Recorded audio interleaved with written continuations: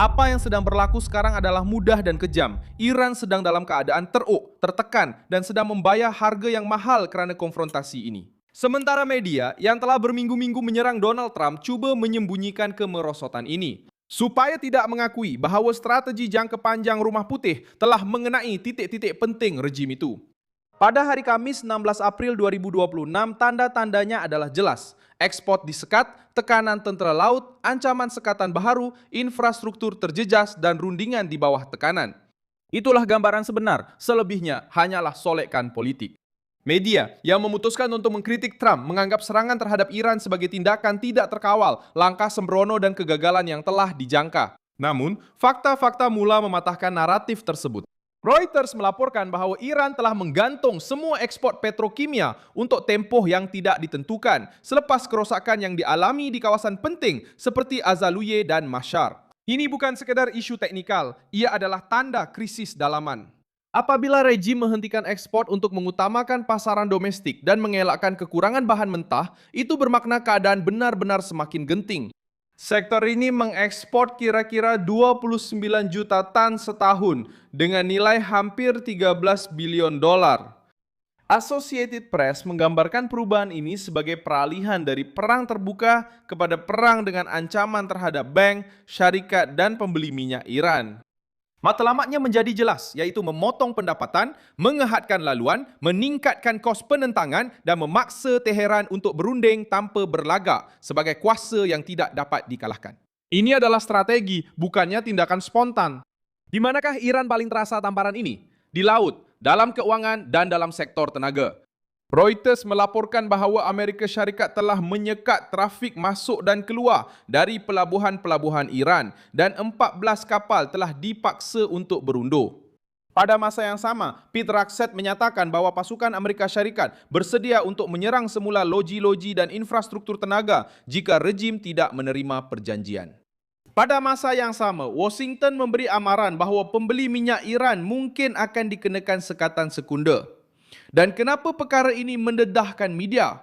Kerana sebahagian daripada liputan cuba menggambarkan Trump sebagai terasing tanpa rancangan untuk keluar sambil mengabaikan kelemahan nyata Iran.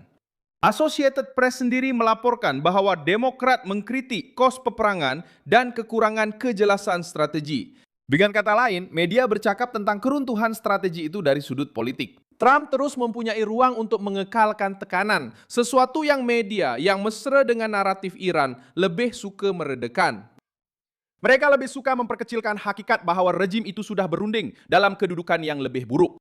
Reuters melaporkan bahawa Washington dan Teheran kini berbincang bukan mengenai perjanjian besar yang muktamad, tetapi memorandum sementara untuk menghalang peningkatan ketegangan yang baru.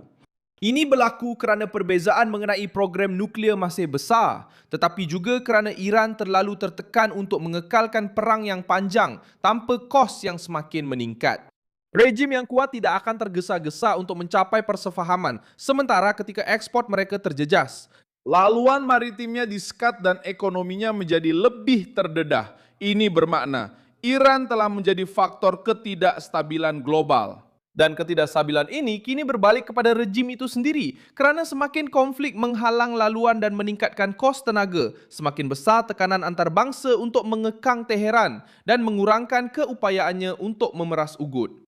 Satu lagi perkara yang cuba disembunyikan oleh media yang tergesa-gesa, kerosakan itu bukan sekadar luaran. Reuters melaporkan bahawa Iran hanya boleh bertahan seketika jika ekspor minyaknya dihentikan sepenuhnya sebelum terpaksa mengurangkan pengeluaran. Pengeluaran sebelum ini sekitar 3,5 juta tong sehari ini menunjukkan bahawa rejim itu tidak mempunyai keselesaan strategik, sebaliknya bergantung sepenuhnya. Dan kebergantungan di bawah sekatan, blokade dan ancaman ketenteraan adalah kelemahan, bukan kekuatan.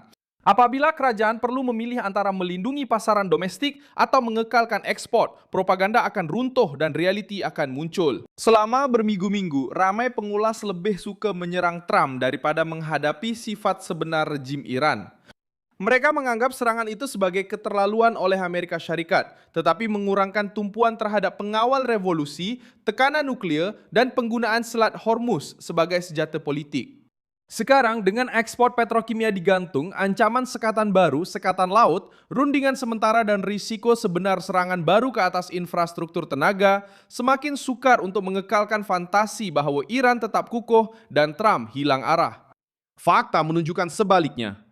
Akhirnya soalan utama adalah jelas apa yang telah berlaku. Strategi jangka panjang Trump telah menekan Iran di tempat yang paling menyakitkan. Kerana Rumah Putih memahami bahawa untuk mendedahkan kelemahan rejim itu, retorik sahaja tidak mencukupi. Mereka perlu menjejaskan pendapatan, logistik dan masa tindak balas. Media yang menyokong, memaafkan atau memperkecilkan tindakan Teheran telah menyerang Trump.